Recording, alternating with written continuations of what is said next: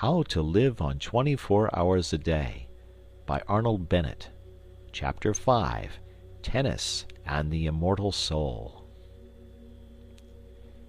You get into the morning train with your newspaper, and you calmly and majestically give yourself up to your newspaper. You do not hurry. You know you have at least half an hour of security in front of you. As your glance lingers idly at the advertisements of shipping and of songs on the outer pages, your air is the air of a leisured man, wealthy in time, of a man from some planet where there are 124 hours a day instead of 24. I am an impassioned reader of newspapers.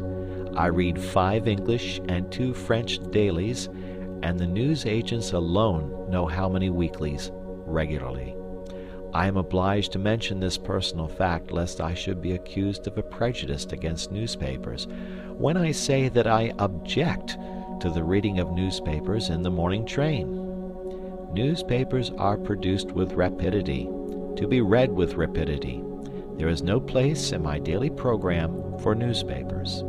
I read them as I may in odd moments, but I do read them. The idea of devoting to them 30 or 40 consecutive minutes of wonderful solitude, for nowhere can one more perfectly immerse oneself in oneself than in a compartment full of silent, withdrawn, smoking males, is to me repugnant.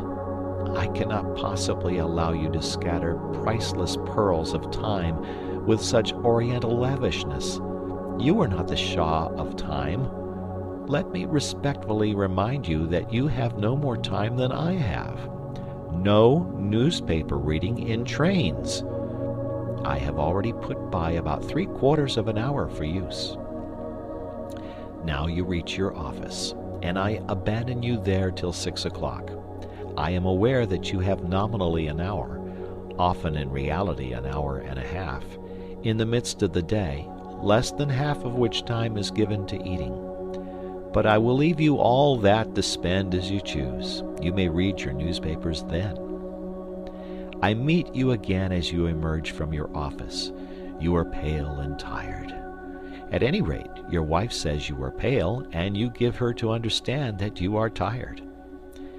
During the journey home, you have been gradually working up the tired feeling.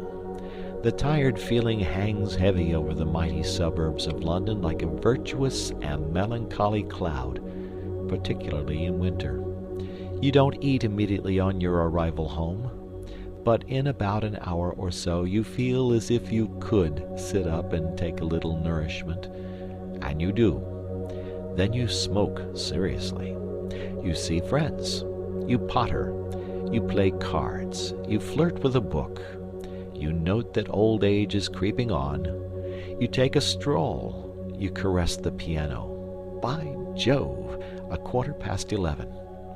You then devote quite 40 minutes to thinking about going to bed, and it is conceivable that you are acquainted with a genuinely good whiskey.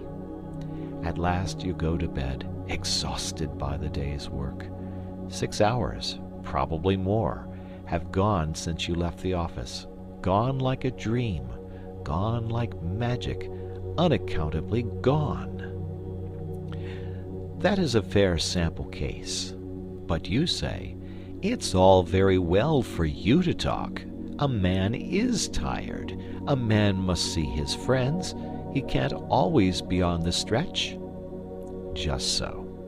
But when you arrange to go to the theater, especially with a pretty woman, what happens? You rush to the suburbs. You spare no toil to make yourself glorious in fine raiment. You rush back to town in another train. You keep yourself on the stretch for 4 hours, if not 5. You take her home. You take yourself home. You don't spend 3/4 of an hour in thinking about going to bed. You go. Friends and fatigue have equally been forgotten, and the evening has seemed so exquisitely long, or perhaps too short. And do you remember that time when you were persuaded to sing in the chorus of the Amateur Operatic Society, and slaved 2 hours every other night for 3 months? Can you deny that when you have something definite to look forward to at eventide, something that is to employ all your energy, the thought of that something gives a glow and a more intense vitality to the whole day? What I suggest is that at 6 o'clock you look facts in the face and admit that you are not tired, because you are not, you know, and that you arrange your evening so that it is not cut in the middle by a meal.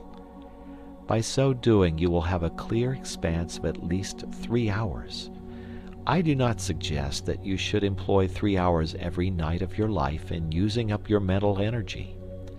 But I do suggest that you might, for commencement, employ an hour and a half every other evening in some important and consecutive cultivation of the mind.